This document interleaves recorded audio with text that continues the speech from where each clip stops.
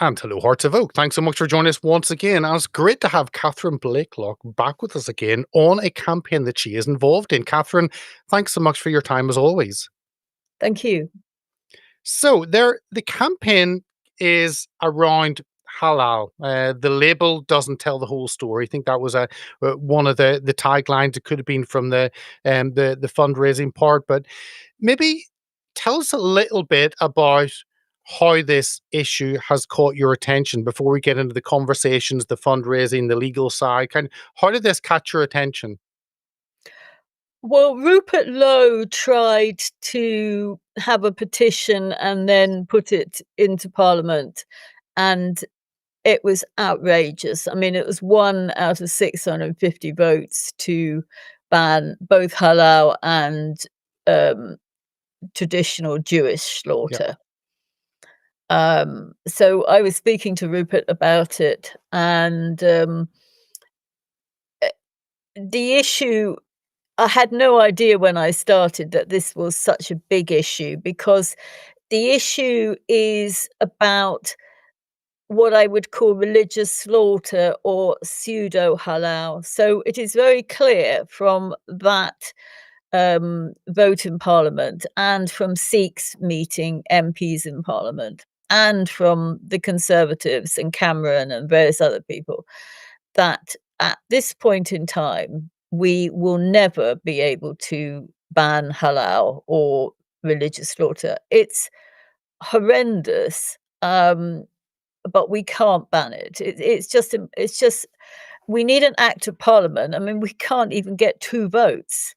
I think it's absolutely disgraceful on the MPs, and Nigel Farage has basically said that he's not interested in that, and I don't know if you remember, but I believe back to UKIP, Stuart Agnew who was agricultural minister, wasn't prepared to do anything about it because of the Jewish vote. Yeah. Um, and it's one of the most disgusting, depraved things that's going on in Britain, and it's expanding very widely. But the issue as well is the stunned halal. And I will use it as halal because Jews are not abusing the regulations as far as we've seen. We've never found a Jewish website or slaughterhouse or anything else that's um, doing this. They're not really in the slaughterhouse business. In fact, most Jewish meat is often not killed here, comes from Brazil and other places. But obviously, we've got a growing Muslim population, and we have many companies who want to serve halal or supermarkets. And so as myself and Robin Tilbrook looked at the legislation, and legislation which was written nearly 100 years ago when there were about 3 Muslims here, the basis of the religious exemption was that Muslims can kill for Muslims and Jews can kill for Jews in their traditional method. But everybody else has to kill by traditional methods, which means that the animal is essentially dead or completely unconscious and unrecoverable. And people have looked at this issue before. If you go back in websites, you will see that people looked at what Waitrose and Morrisons and other supermarkets were selling back in 2010. It's been a rumbling issue. And what seems to have happened is that there will be a few people who are really interested in the subject, and then they put things out. This is obviously before really a lot of social media, and then nothing happens. Because what happens when you write to organizations or the supermarkets is they either won't answer you or they lie. And the point is that private companies don't have to answer you. I'm having a battle at the moment, but the issue is that I started looking at the what we would call the stunned halal. And I assumed that I would find 20% or something, and it's almost everything. I mean, it's sort of like 70-80% of the meat in supermarkets you can find on halal websites, unlabeled, unmarked. And there are 2 points about this. Number 1 is from a legal point of view, the stun is irrelevant, and everybody keeps on going on about this stun. And if you go ask, and we've got sort of information from, say, Waitrose, a whole stream of emails. Um, you ask them, "Do you sell halal?" And they will say, "No." And then you ask them, "Do you sell religious slaughter?" And then they start waffling about, "Well, it's just a little prayer, and we're of the most humane people, and, um, it's all fine." And then you go back, "But you said you didn't sell halal," on the first question, and they get themselves tied up in knots because we've effectively got religious slaughter going on in a massive scale. And the reason we've got religious slaughter going on in a massive scale, and by the way, this most of it is not being done by Muslims. The real halal is being done by Muslims, but the pseudo stuff is being sold to Muslims and sold to everybody, but has lighter regulation, lighter welfare standards, doesn't have vets. We don't really know what happens in the slaughterhouses, and it's cheaper, and that's what we think is the driving force. Can I pick up on a few of those things? So Yeah. one, you've obviously got Jewish slaughterhouses doing kosher meat for well, supposedly the Jewish community, and then you've got halal, supposedly halal meat for the Islamic community. I think part of the because people talk about this and say, the issue is halal, and they say, "What about Jewish slaughterhouses?" But the issue is that I don't walk into a supermarket and are told, "Actually, everything is just kosher slaughtered. You don't have a choice." And that's because of the size of the Jewish population. It's what, if me 300,000 or something, where the Muslim population is 15 to 20 times that. And this, I think, is about scale. That um, most areas in the UK, you're not just only having kosher food, but actually in larger and larger parts of the UK, it's halal only, and that's, I think, where the concern comes from. Well, you could argue from a really technical Muslim point of view that this stuff is not halal, it's what I would call pseudo halal, it's stunned halal. Um, and we've got a situation where the supermarkets and the local authorities and schools don't admit it, although they're starting to admit it. We saw that Swansea said, I don't know if you saw that, but there was a Senate member who said outright that the schools in Swansea were serving halal. Um, the There is an issue with the Jewish part, um, which is that but it's tiny. It's a tiny, tiny, tiny amount. The issue is that the Jews don't eat the animal after the 10th rib. I don't know if you know that. So the back part of the animal is going into the food chain unmarked. I mean, there's lots of stuff that's going into our food chains. For example, TB slaughter is going into our food chains via DEFRA. So those will go into the food chains unmarked. So yes, there is an issue, but it's very, very small. Um, The, and this size, I think when I looked at it, it was um, 2.7 trillion was a figure that I had seen for the global halal market last year, and certainly on. We'll get to the stun and non-stun part, but the halal generally, that market is this Goliath that just keeps getting bigger and bigger. And it's, I guess it becomes economics that you've got this juggernaut and it becomes all encompassing. well, let's be really clear. We are not going because we can't, as I started at the beginning, we cannot go for legally for the halal for Muslims. But the issue is that that if Muslims are 7% or 6%, 7, let's call it 7, and we have 100% halal meat being served to schools and prisons, that is illegal. The rest doesn't matter. The stun doesn't matter. The amount of money doesn't matter.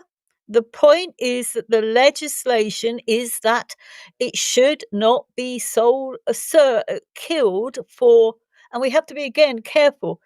It's the slaughterhouse killing and it's the distribution, knowing that it's not for Muslims. That's the problem. So, for example, if a school is selling halal, it's probably not the school that we can go after, but it's the supplier who knows that it's being sold. And the same with prisons and hospitals and everybody else. Um, so it's there are issues all over the place about it. I mean, the actual unstunned halal in sheep is something like 30-40% of all sheep and is growing. But the real point is it's the 80-90% that we're going after because we cannot stop it without an act of parliament, and so we're raising money to stop what we can, and of course, in the process of that, we expose to a large extent the sort of things that are going on, and we bring it back into the public arena.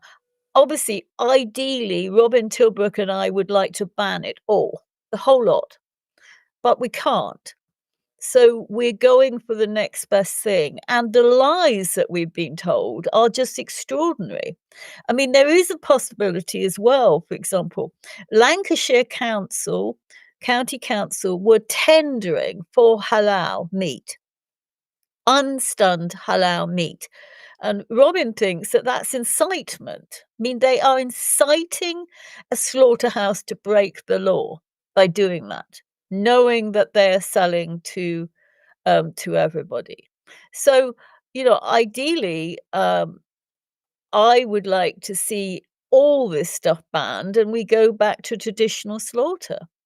Um, the issue will be if we did win, then would the Labour government try to enact legislation? And of course, if they did try to enact legislation to change the 1933 Act, that would be outrageous. Everybody would be, it's very different to like subtly hide it when actually you're going to try and make the issue worse. And I don't think that they would want to dare to do that. So it's going to be an interesting, it's going to be a long time. The extent of it is staggering. I had no idea. I mean, people were sending me things. Um, Rupert had something where the army was saying we sell halal meat. Newcastle University is saying we sell halal meat. We've got local authorities tendering for it. We've got a school in Essex, which I'd say is 99% white. There's a class and there's one Asian, and they could be Hindu, they could be Sikh, they could be anything, they could be Nepalese Buddhists. And the point is that halal has got two parts to it. It's got the animal welfare part and it's got the spiritual part.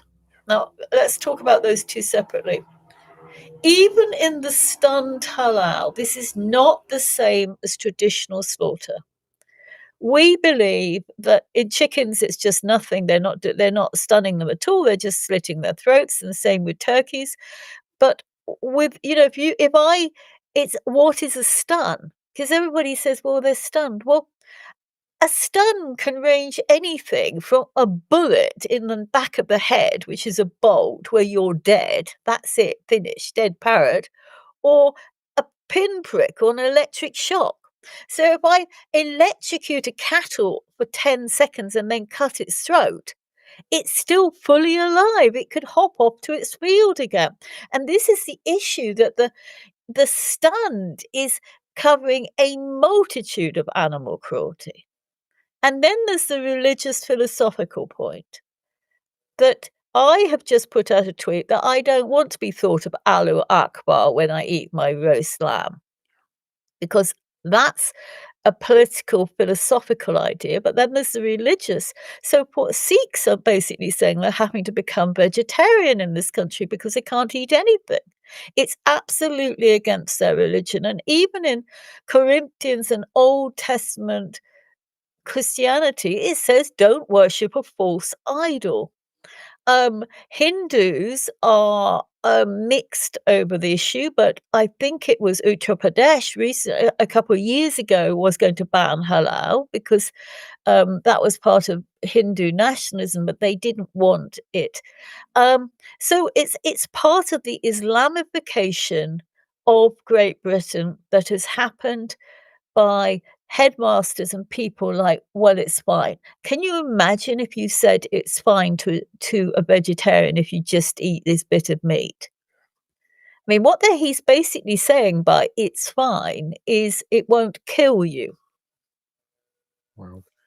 And it boils down to, I think, really choice. And in what I've seen, a number of schools, a number of institutions, a number of you go past fast food outlets Yeah. and they have a little halal symbol, and you realize that all their food is halal because they only get from one supplier, and often there's very little information about it, but you no longer have a choice. And I'm thinking, I, as a Brit, live in the UK, and I expect to be able to have a choice whether I participate or not from any religious belief, and that seems to have been taken away.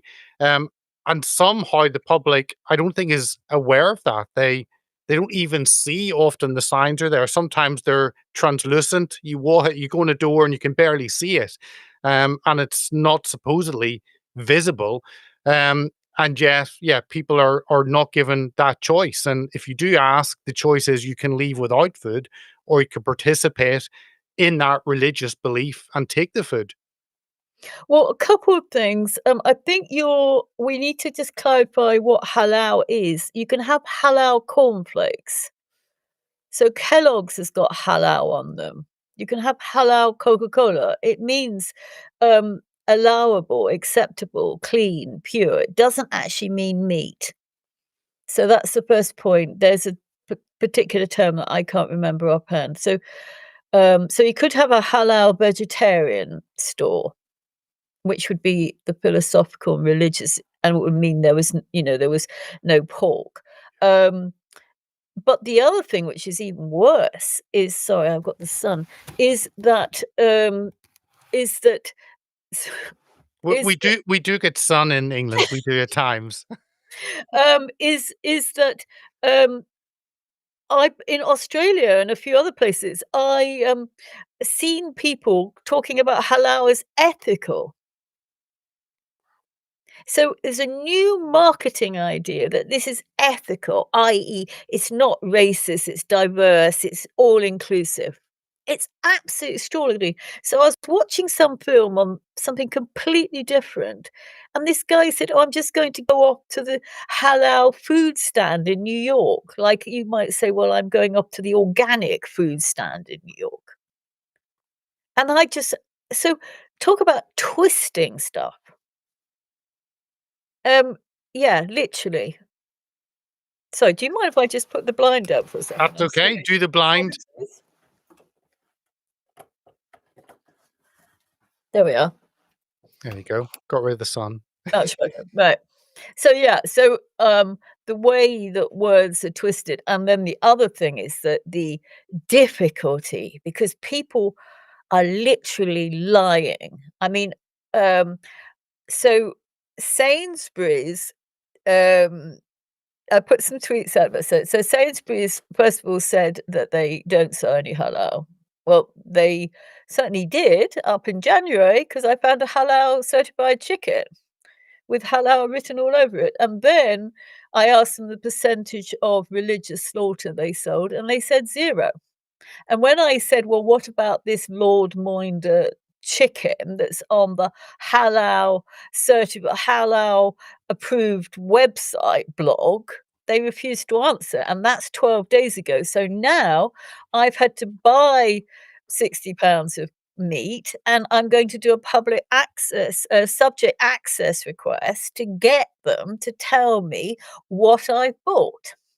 So when And I do a li that's we're going to. Okay, so but when I do a quick search as we're talking, and I see just quick search on the Sainsbury's site, there are 152 products halal. The one product is Rice Krispies, one is chicken fillets, one is a whole chicken, and it goes on. So how can they lie blatantly and say we don't whenever actually some of it is labeled? Yeah, and Aldi's done the same thing. Literally, they lie to people. It's amazing. It's like saying, "Do we sell horse meat?" "No." Or, "Well, you do. We found some." And, um, there's certainly an issue because it depends how much money we raise and where we're going, because we've got lots of things to do. Somebody has said we were the farmer and, he said, "Oh, trading standards won't do anything." Well, this is a trading standards issue, and they will do something if we have enough funds and we threaten them and put enough legal pressure on them. So all these things, like, for example, going to Sainsbury's and forcing them to do a subject access request. I shouldn't have to be doing this. The Ministry of Justice have replied and said that they will answer the Freedom of Information Act, but Swansea haven't answered at all. And so then I have to make a formal complaint, and then I have to go and get legal action to the Information Commissioner's office. And this is the extent because they do know, and Waitrose is the same, pages and pages and pages of it, including Duchy Original. So what we're going to do is, there's multiple stages. We would like to raise 50,000. We've had a wonderful response, and I would like to say thank you to everybody from people who've put £5 into 2,000, and we've had lots of people who put very small amounts about it, and people are really concerned about this issue.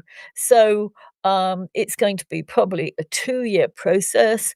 We will be writing we will be focusing on one slaughterhouse. We're identifying a slaughterhouse at the moment and a supermarket, a local authority and a supermarket.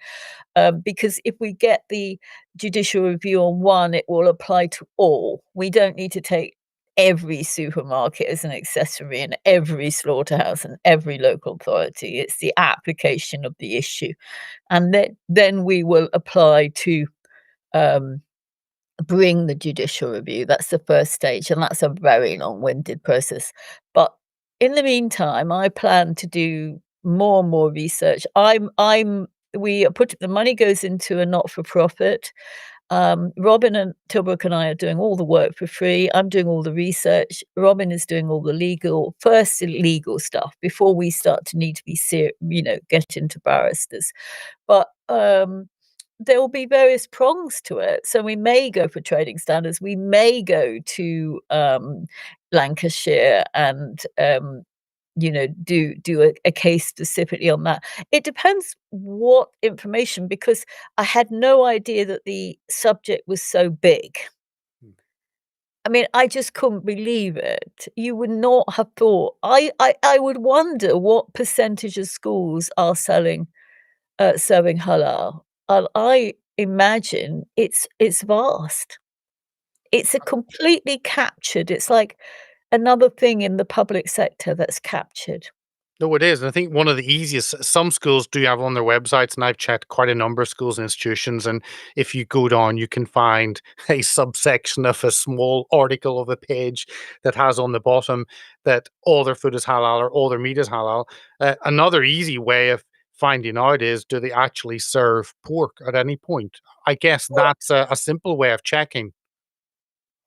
Um, Not necessary, but if you have, and I would ask for anybody who has information. So, it's anybody who's got a website, a contract. correspondence with people, then they could send me, they can direct message me on my Twitter account. Okay, we'll put the link Yeah, to obviously people go on your there's your handle Blaiklock BP, but also we'll put the link to the fundraising campaign yes. to give into that. Is it? Uh, Obviously, if a supermarket sells halal food to someone who's not a Muslim, they are breaking the law. No, they're not breaking the law. Okay, The supplier who supplied them or the wholesaler and the slaughterhouse. The legislation is the slaughter. So, that's why we have to go to the local authorities to regulate the slaughter. But, there is a question as well whether supermarkets I don't think supermarkets should be able to lie. I think that is a clear breach of trade description. So we've got, um, we've got Sainsbury's absolutely clear as day. Somebody else has got Aldi, but I don't always have the original letter. Sometimes I have somebody said did this avocado, and then I don't have the original. But Sainsbury's, I've just got it. Waitrose, we've got lots of wordy explanations. is it also about labeling? Because I remember there was a spate of articles a long time ago. I think the Mail ran articles about labeling, and a lot of the New Zealand lamb, for instance, was All of labeled it, halal, but was all all halal. almost all of it. And then we haven't discussed the foreign meat. So foreign meat is massive, especially frozen, Australia, New Zealand, um, uh, Belgium, Turkey, all sorts of places. You'll see it. We've got, especially frozen meat. Yeah. And of course, if you're buying any product from abroad, you're relying on the standards, I guess, in that country, and that's why there's been a push to buy British meat and British produce, because then you can actually control that. No, But yeah, but it doesn't make any difference because I okay, actually found a meme that I put out on a tweet yesterday. Somebody done this in 212, saying about Sainsbury's, just slap a Union Jack on it, and then you can cover everything up. I saw that. I saw your post there. So yeah, because people see Union Jack and they don't they probably would automatically think, oh, that's not halal. That doesn't fit with the mixed messaging. But tell me, so it's going after the arbiter. Why is it going after the slaughterhouse, the arbiters, and not going after the entity that sells the product to the customer? Because of the way it's going up to the local authorities and DEFRA and the Food Standards Agency. Because of the way the legislation was worded in 1933, we have to do what is possible under the actual breaking of that original legislation, which was the Slaughter of Animals Act 1933. Effectively, it said they must be slaughtered by method one traditionally or method two fought by Muslims and Jews.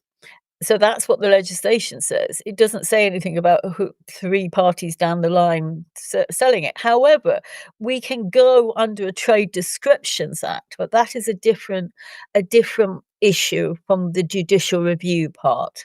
You wouldn't go for trade descriptions under a judicial review. You have to get them to sort it out. And of And course, they're weaker, obviously. But this is like grooming gangs. This is blind eyes turned for money and political correctness. It's you're going down the legal route because there isn't an appetite to address this in Parliament, as you said at the very beginning. and there's no appetite within the public sector either. Um, if we just say you're not regulating this properly and you're breaking the law, it's pretty clear cut, in terms of obviously it'll be a big fight, but it's still, we think we can win on this, but we can't win in Parliament. And we won't win in Parliament under Nigel either, if Nigel Farage gets in. He's It's not true. interested in the subject. No. He's interested in whichever will give him votes and not necessarily about doing the right thing. But that's Oh, a the interesting thing, it probably would give him votes. yeah. He doesn't understand the issue. People are incensed about it. all the people who vote for Nigel would support this legislation. No, absolutely. Let where does so you've raised the money. I think what 30,000 or just Yeah, over 30,000, 33 now? and you're going for the judicial review. And is it a case of the public? How do they participate? They can, of course, donate money, but Yeah. how do they participate in Well this to help the campaign? well, by sending us evidence. So the more evidence, the more schools, the more universities, the more, I mean, because we have to ad hoc do it and we don't have any staff, so it takes time. So we follow one or two, but obviously other people, like the school in Essex, the man's having his own battle. So anybody who's dealing with it, you can take the food back, but again, it won't make Sainsbury's do anything or change anything. But correspondence with Sainsbury's or Aldi or Asda is much more interesting because of the stuff they say. So you'd encourage people to write to a Yeah, supermarket and and ask them. and schools, particularly university schools, public institutions, because I think it's even worse in the public institutions, and of course, in the public institutions, you can just put, "This is a freedom of information request," put your name and address, and then they have to answer it within 28 days. So at least you will get some sort of answer. The other thing I would suggest to people is that people write very simple questions, like not like, "Do you sell halal?" or "Do you serve halal?" And as question number 1. And then if they say no, then answer question number 2. Do you sell or serve religious slaughtered meat? But not sort of, because they try to not answer the questions. So if you can pin them down on the questions, it's better. Yeah, the one-line email. Yeah, so do you sell it and what percentage of that No, meat it doesn't sold? matter what percentage, Okay, really. do You you can sell? ask that as a follow-up because if they sell it, the slaughterhouses that are doing it are breaking the law. I mean, we're not going after whether it wouldn't matter whether it's 30%, 40%, 80%. The point is, if the Muslim population was 7% and you were selling 8%, or you're selling it without, you know that you're selling it to everybody else, and Sikhs are having to eat it without knowing what it is, you're breaking the law. I mean, you can find out but they won't know. This is the other problem. They won't know um, because the food chains are so muddled. The meat chains are so muddled. Like, they wait one of Waitros's arguments was, "Oh, well, we do religious slaughter so we can serve into different markets, so presumably we can send a leg off to Turkey and we can keep the rest here," Tell us about, there are different halal certification boards, aren't there? I mean, if you looked into kind of what oversight there is in the government, some of them allow stunt, some of them don't allow stunt. There's very little information or investigation into that and whether they actually operate according to how they're supposed to operate. Well, um, there are a number of them, and they all charge money.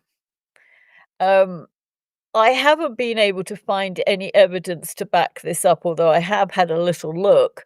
So in about 2012 or 2014 in Australia, do you remember that Australian lady who was in like Queensland or Brisbane? She was like Australia First. She was a member of parliament. She claimed that halal certification was funding money to Islamic terrorism. That was disproved, and there hasn't really been any further, um, articles about that and no proof about that. However, I mean, while I was searching this, there is a charity that's being investigated on the Charities Commission at the moment, which is an Islamic charity that has been accused of funding terrorism. siphoning money off to terrorism. Um, so, if I imagine that, and again, this is such a big subject, and I only started 3 months ago, and I sort of started with 4,500 samples from supermarkets across the country, and now I'm sort of starting on different bits, but, it's like, well, Kellogg's, how much do you pay? But again, Kellogg's doesn't need to answer. Because they're a private they're not a state organization, but it would be interesting to know how much Kellogg's pays for certification because it would be quite a lot. Obviously, I've looked at small takeaways and stuff, and most of these takeaways are halal, and most of them are unstunned halal because they're pure halal. The other interesting thing is, so slaughterhouses in general have been collapsing in terms of numbers. There were, like, about 2,500 20 years ago, and now they're 200. The butchers, as we know, on high streets have been collapsing, but the one area that hasn't been collapsing and is rising exponentially are halal butchers and halal slaughterhouses. 2 other points on that. Number 1, and again, I'm going to write to DEFRA on this one, but, I think it was the Conservative government, and by the way, they are as bad as anybody because they said they would do labeling and they didn't, they just dropped it, always for money or pressure, but they set up or DEFRA set up a small slaughterhouse fund of £4 million. Well, who do you think that money went to? And so I want to ask, I'd like to see where did they give those grants to? And then there was the scandal which, GB News, and I don't know who originally raised it, but about, halal butchers' visas. This was in about March 25 when, we had one takeaway, apply for 900 visas for halal butchers. So, like most of these things, from Kurdish cigarette gangs to barbers, etc., the more you delve into these things, the more unpleasant it becomes. And I think a lot of us are looking for meat and where we source it to make sure it's better for us and not injected with everything. And that's why people are searching out butchers, traditional butchers, as opposed to the supermarkets. But you're right, in many parts, certainly of London, the only butcher you see on a high street is a halal butcher. And you kind of say, "Oh, there's a butcher." Oh, no, wrong one. It's still I'm looking for really an English style butcher that serves, and those are becoming fewer and fewer, and it is the rise. And yeah, you see that huge change on our high streets, don't you? Well, and I don't know where they get their meat from. I mean, I really don't, know where they get their meat from when there aren't many slaughterhouses. But in terms of like, meat, I mean, there are a few places, but you're going to pay for it. I mean, this has been driven by money. I mean, there's a small chicken company in Norfolk. I think they were called Woodland Chickens. I'd have to find it. I'm just having a quick look. I can certainly find it at some point. Um, and you will see the price differential. I mean, these are chickens that have been looked after properly. They're not factory farmed. They haven't been slaughtered in inhumane ways. They haven't been packed in boxes and sent across the country, and half of them are dead before they get there. So, yeah, there are people who do it. But this, as I said, the biggest, the biggest, one of the biggest companies is a company called Two Sisters, and that's run by a Sikh, and he's made £1 billion out of chickens in 35 years from nothing when everybody else was going out of business. So you ask the question, and he bought Bernard Matthews as well, which turned it from religious slaughter to non-religious, from non-religious slaughter to religious slaughter. What did you do to make that much money when everybody else was going out of business and couldn't make money in this business? Well, we know what we think they do. I mean, they employ migrant labor at the cheapest possible rates. They sometimes take their passports away, really bad conditions, and they have appalling conditions for the animals. What about the response from any animal rights groups? You would think they would be up in arms, especially at the non-stun side, and yet they seem to be very quiet. I don't know if over the last few months, have you had engagement from animal rights groups also concerned at the non-stun side? Well, I mean, the biggest well, obviously, there's the real animal rights. I would call them the, vegetarian vegan people who've done undercover, films. And by the way, I mean, as an animal lover, I would say that the treatment of pigs is just appalling in this country. I mean, the irony is we have all this legislation about keeping them in little boxes and not in factory farms, but when they go to slaughter them, they basically gas them to death, and it takes them a long time to die, so they go crazy, and I think that, whereas traditional slaughter would have just put a shotgun in the neck effectively, just boom, you're dead. Um, but yeah, the RSPCA does nothing, and same with the vets, etc. I mean, the vets are paid by slaughterhouses lots of money, they're part of the agricultural sector.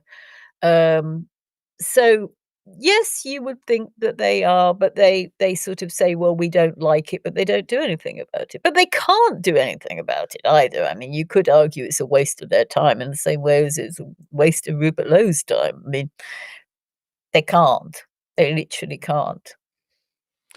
Um, what okay, to finish off, what are your kind of thoughts, last thoughts of yours? They can get involved. The links are there in the description. They can write letters, simple letters, just asking whether that supermarket sells Well, I'm halal. but much more the institutions Yep, everywhere, from football clubs to takeaways to sorry, not takeaways, to schools, to hospitals, etcetera.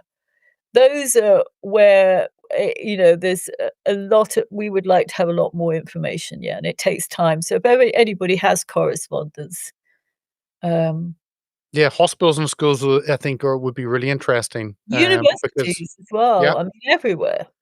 those are Pris captive audience. Yeah, prisons, the Yep. army, yeah. Okay. Okay. So Well, that's the best thing to do, really, because we can have endless arguments with supermarkets, and they just won't do anything because unless we take them to court with the trade descriptions, they won't. yeah. Okay. So there are Well, at least 3 options now we've got the judicial review, which will be focusing on the local authorities, DEFRA and the food standards agencies, which will is why are you not regulating this? You know this is going on. Why are you not regulating this? That's your duty.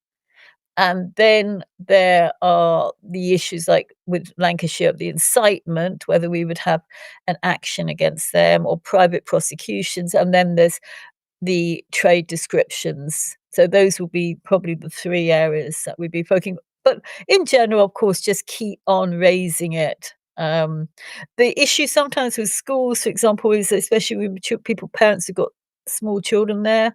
I've got some great photos, but I can't release them because of you know what happens to people in this country when they start making a fuss.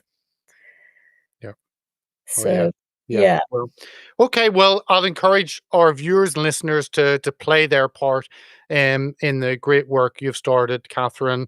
Write letters and let Catherine know, let us know at Hearts of Oak. We'll pass it on and let's set up a whole army of investigators all over yeah. finding out what happens. I think that's what it's about because we all care about this issue. We're all concerned of the changes in Saudi and we want to push back. So, Catherine, really appreciate you giving us your time. Thank you for sharing what's happening and looking forward to watching your campaign closely. And I hope our viewers and listeners can participate in helping with that. So, thank you. Thank you very much, Peter. Thank you.